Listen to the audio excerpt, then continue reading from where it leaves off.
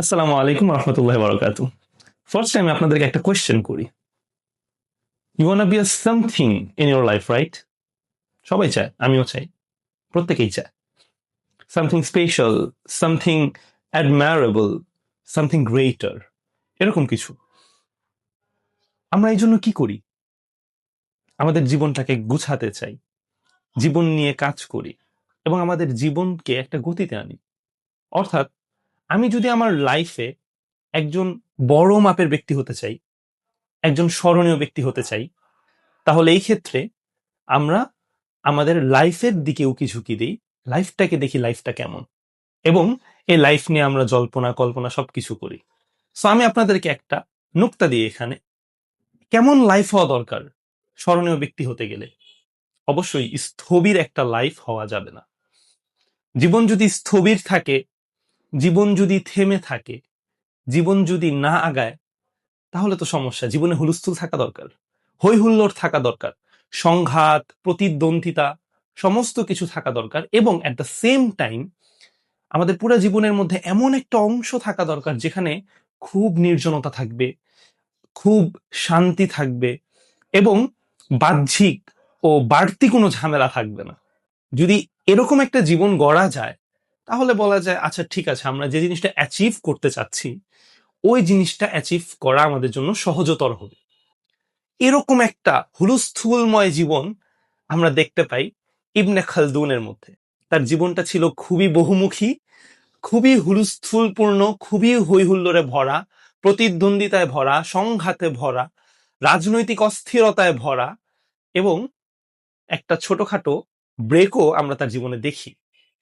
এবং এত সবকিছুর পরে জীবনের এই রঙ্গমঞ্চে তিনি তার নিজেকে স্মরণীয় হিসেবে প্রতিষ্ঠিত করতে সক্ষম হয়েছিলেন।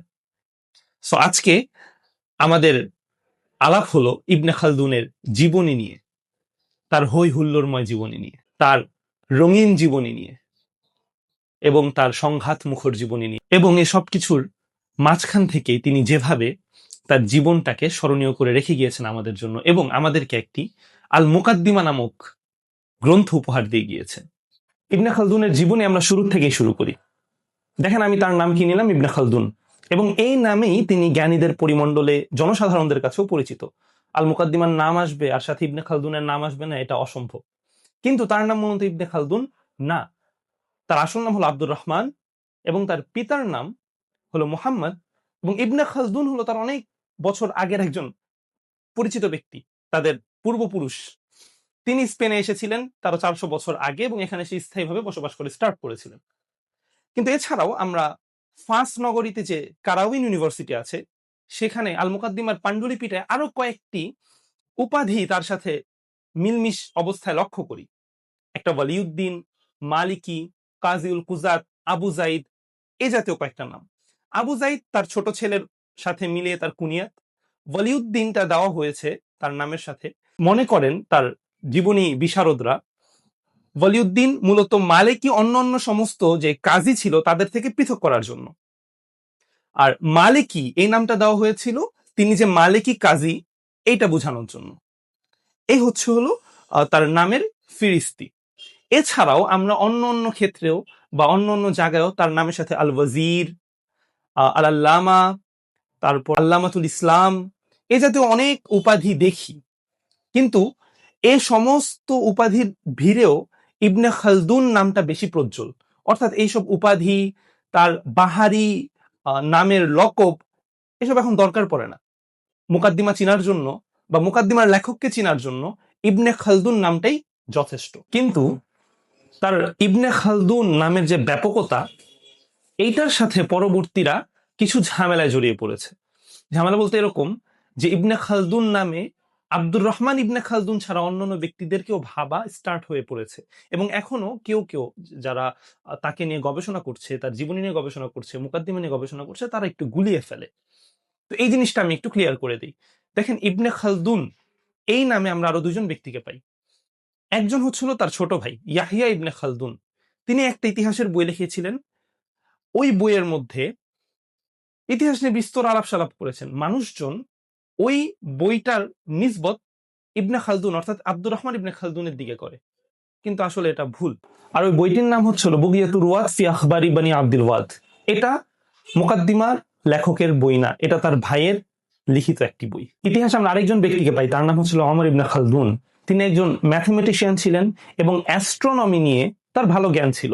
কিন্তু এই ওমর ইবনে খালদুন মুকাদ্দিমার লেখক ইবনে খালদুন এক না, দুই ব্যক্তি। ওমর ইবনে খালদুন যিনি নাকি ম্যাথমেটিশিয়ান ছিলেন এবং জ্যোতির্বিদ ছিলেন, তিনি মুকাদ্দিমার লেখক ইবনে খালদুনের আরো 300 বছর আগে ইন্তেকাল করেছেন। ইবনে খালদুনের জীবনীতে আসি। তার জন্মটা হয়েছিল 713 হিজরিতে তিউনিসে, এবং তিনি মৃত্যুবরণ করেছিলেন মিশরে 808 হিজরিতে। এই হিসেবে বলা যায় তিনি 1 বছর কম 1.25 শতাব্দীর একটা দীর্ঘ জীবন পেয়েছিলেন। তার এই দীর্ঘ জীবন ছিল বিস্তৃত কর্মপরিধিতে, কর্মপরিসরে। তিনি রাজনৈতিক উঁচু মাপের একজন ব্যক্তিত্ব ছিলেন, সচিবের দায়িত্ব পালন করেছিলেন, অধ্যাপনা করেছিলেন, জুমার খতিব ছিলেন, গ্রন্থ রচনা করেছেন, রাষ্ট্রদূত ছিলেন। কি করেননি তিনি এই টাইমটা? তার এই পুরা টাইমটা ছিল কর্মযজ্ঞে ভরপুর। তার এই দীর্ঘ জীবনের অলৌকিক কর্মতৎপরতায় যেমন সফলতাও ছিল, ব্যর্থতাও ছিল। কারণ স্থবির তো ছিল না, যেটা আগেই বলেছি। সংঘাত, দ্বিধা, প্রচন্ড রকমের হই হুল্লোড়, বিভিন্ন সময়ের বিভিন্ন শাসকের রাষ্ট্রদূত নির্বাচন, রাষ্ট্রকার্যে পরিচালনার দায়িত্ব, সচিবের দায়িত্ব, রাষ্ট্রের সচিবের লেখকের দায়িত্ব, বিভিন্ন কাজে তিনি মনোনিবেশ করেছিলেন। যে কারণে তার সফলতার মাত্রা যদি আমরা গুনি, পাশাপাশি ব্যর্থতার মাত্রাও আমাদেরকে গুনতে হয়। রাষ্ট্রীয় বিলাসিতা উপভোগ করেছেন যেরকম ভাবে, ঠিক অনুরূপ ভাবে কারাবাসের জরাজীর্ণ জীবনকেও ভোগ করতে হয়েছে। সেখানেও তাকে কাটাতে হয়েছে একটা দীর্ঘ সময়। একবার একটা কাহিনী শুনেন, ছোট্ট। তিনি একটা যুদ্ধে অংশগ্রহণ করেছেন, সেখানে তার পক্ষ হেরেছে, এই জন্য তাকে বিভিন্ন পেরেশানিতে লিপ্ত হতে হয়েছে। অন্যদিকে তিনি একবার দস্যুদের আক্রমণে পর্যবসিত হয়ে যান, তার পরনের সমস্ত জামা কাপড় খুলে নিয়ে যায় তারা, তিনি যাযাবরের মতো ঘুরে বেরিয়েছেন। এই ছিল তার জীবনের একটা চিত্র। ইবনে খালদুন মূলত রাজকার্যের সাথে জড়িত হয়ে পড়েছিল তার যখন 20 বছর, সে সময় থেকে। এমনকি তার যখন 70 বছর, তখনও তিনি রাষ্ট্রীয় বড় বড় কাজ আঞ্জাম দিয়ে গিয়েছেন। এই হই হুলস্থুলের মধ্যে, এরকম টানাপোড়েনের মধ্যে, স্থবিরতা চেনে না এমন একটা জীবনের মধ্যে তিনি শান্তির, একেবারে শান্তিময় যদি জীবন কাটিয়ে থাকেন, তাহলে সেটা ছিল শুধুমাত্র 4 বছর কালাত ইবনে সালামায়। এখানে মজার একটি বিষয় হলো এই যে 4টা বছর, শান্তির 4টা বছর, বাহ্যিক পরিবেশ থেকে নির্জন 4টা বছর, এই টাইমটাতেই তার ইন্টেলেকচুয়াল তৎপরতা আর বৈজ্ঞানিক ক্রিয়েটিভিটির একটা সম্মিলন ঘটেছিল। এই টাইমটার মধ্যেই তিনি মুকাদ্দিমা লেখার মতো চিন্তা ভাবনা জড়ো করেছিলেন, এবং এই টাইমটার মধ্যেই তার ভবিষ্যৎ নির্ধারণ হয়ে গিয়েছিল। ভবিষ্যতের বড় বড় চিন্তকদের কাতারে, অমর কাতারে তাকে সামিল করার মাধ্যমে। মাঝখানে আরেকটু কথা বলি, তিনি রিহলা করেছেন, অনেক অনেক সফর করেছেন। এই কর্মমুখর যে জীবন, এখানে সফরের পরিমাণ অনেক বেশি।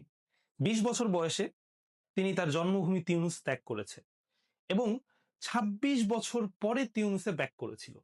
তো এই 26 বছরের মাঝখানে মাগরেবের নিম্ন অঞ্চল, সুদূর মাগরেব, আন্দালুস, এগুলা চষে বেরিয়েছে, জ্ঞান নিয়েছে, বিভিন্ন কাজ করেছে, ইন্টেলেকচুয়ালিটি করেছে। 4 বছর তিউনিসে থেকে, মানে ব্যাক করার পরে 4 বছর থেকে মিশরে এসে স্থায়ীভাবে বসবাস করা শুরু করে দিয়েছে। এবং মিশরে যে স্থায়ীভাবে বসবাস করতে গিয়ে সফর করেনি, ব্যাপারটা এমন না। এখানে তিনি হিজাজ সফর করেছেন, জেরুজালেমের জিয়ারতে গিয়েছেন, সিরিয়াতে যখন তৈমুরলং আক্রমণ করেছিল তখন দিমাশক রক্ষার যুদ্ধেও অংশগ্রহণ করেছিলেন। দেখেন, একজন ইন্টেলেকচুয়াল পারসন, তিনি সশরীরে যুদ্ধও করতে যাচ্ছেন। অবাক করার মতো একটা বিষয়। তো আমি যদি সারসংক্ষেপে বলতে যাই তার কর্মতৎপরতার ব্যাপারে, তো আরবের এমন কোন স্থান নেই যে জায়গা তার কর্মতৎপরতার বাইরে ছিল। ইরাক আর আরব উপদ্বীপের মধ্যভাগটা ছাড়া পুরা আরব তিনি চষে বেরিয়েছেন, পুরা আরবে তিনি ঘুরেছেন, পুরা আরব তার কর্মতৎপরতার অংশ ছিল। এবং আপনারা জানেন সে সময় যোগাযোগ ব্যবস্থা কেমন ছিল, অর্থাৎ এক জায়গা থেকে আরেক জায়গায় যাওয়ার পদ্ধতি কেমন ছিল। তিনি তিউনিস থেকে আলেকজান্দ্রিয়া যে এসেছেন, এই মাঝখানের সময়টা তিনি তার জীবনী গ্রন্থে উল্লেখ করেছেন 40 রাত তার নৌযানে কাটাতে হয়েছে। ইয়ানবু থেকে হিজাজের সফরে 1 মাস লেগেছে, ওইখান থেকে আবার ইয়ানবু আসতে 1 মাস লেগেছে, ইয়ানবু থেকে মিশরে আসতে, কায়রোতে আসতে আরো 1 মাস লেগেছে। অর্থাৎ এতগুলা সময়ের ব্যাপারে পুরাটা সময় তিনি সফর করেছেন, পুরা সময় তিনি ইন্টেলেকচুয়ালিটি করেছেন, পুরো সময় বিভিন্ন দায়িত্ব পদ সেগুলা আসীন থেকেছেন। কিভাবে কি করেছেন আসলে বলা মুশকিল, তিনি আসলে কেমনে পেরেছেন। আমি এই জন্য বলি কি, এটা একটা অলৌকিক ব্যাপার এবং আল্লাহর পক্ষ থেকে তাকে তৌফিক দেওয়া হয়েছে, তাকে নিয়ে কাজ করিয়ে নেওয়া হয়েছে, যেন পরবর্তীদের জন্য তিনি কিছু একটা দিয়ে যেতে পারেন। এই যে আমি সংক্ষেপে তার জীবনী নিয়ে একটা আলাপ করলাম, একেবারে সংক্ষেপে বলেছি যদিও, তো এই জীবনী নিয়ে আলাপ করাটা দরকার ছিল, কারণ তিনি আবু সালামা দুর্গে মুকাদ্দিমাটা লেখা শুরু করেন 779 হিজরিতে, এবং এই মুকাদ্দিমা লেখার পিছনে তার ব্যক্তিগত জীবনের সাফল্য ব্যর্থতা, তার বৈপ্লবিক কর্মকাণ্ড, রাজনীতির সাথে তার বোঝাপড়া, তার সফর, তার পারিবারিক ব্যাপার, সমস্ত কিছু এঙ্গেজড। অর্থাৎ মুকাদ্দিমার যে চিন্তাটা তিনি দাঁড় করিয়েছেন মুকাদ্দিমার লেখার জন্য, এই চিন্তাটার পিছনে তার জীবনী অনেকাংশে তা দায়ী বলতে পারি, হ্যাঁ দায়ী বলা যায়, অথবা জীবনীটা অনেকাংশে তাকে উদ্বুদ্ধ করেছে। তার কর্মক্ষেত্র, তার কর্মতৎপরতা, তার ইন্টেলেকচুয়ালিটি, মানুষদের সাথে মেলামেশা, নেটওয়ার্কিং, এই সমস্ত কিছুর পরে যে জিনিসটা বা যে চিন্তাটা দাঁড়িয়েছে সেটার কাঠামোবদ্ধ খসড়াটা হলো আল মুকাদ্দিমা। এই কারণে আল মুকাদ্দিমায় বা এই বই নিয়ে আলাপ করার আগে বা how to read this book, এই আলাপে যাওয়ার আগে আমরা ইবনে খালদুনের সময়কাল, তার পরিবার, বিভিন্ন আঙ্গিকে আলাপ করব, বিভিন্ন আঙ্গিকে তুলে আনব, এবং সে সমস্ত কিছুর পরে যখন আমরা বুঝব ইবনে খালদুন এই চিন্তাটার পিছনে কি কি কাজ করিয়েছিলেন এবং এই চিন্তাটা আনার পিছনে বা এটাকে কাঠামোবদ্ধ রূপ দেওয়ার পিছনে তিনি কোন সমস্ত অলিগলি দিয়ে ঢুকেছেন, কোন সমস্ত পথ অতিক্রম করেছেন, কি ধরনের সাফল্য মণ্ডিত ছিল এবং কি ধরনের ব্যর্থতায় তিনি পর্যবসিত ছিলেন, সেগুলো পুরোটা আমরা আমাদের জেহেনে আনার পর, আমাদের মেমোরিতে রেখে দেওয়ার পরে, মুকাদ্দিমা খুলে যখন পাঠগুলা নিব, তখন আমাদের জন্য সমস্ত কিছু বোঝা ইজি হয়ে যাবে, সমস্ত কিছু বোঝা সহজ হয়ে যাবে। এবং সবকিছু নিয়েই তো আমি আলাপ করব সামনে, পরবর্তী ভিডিওগুলোতে আলাপ করব। ততদিন পর্যন্ত বি সেফ, থিঙ্ক ক্রিটিক্যালি।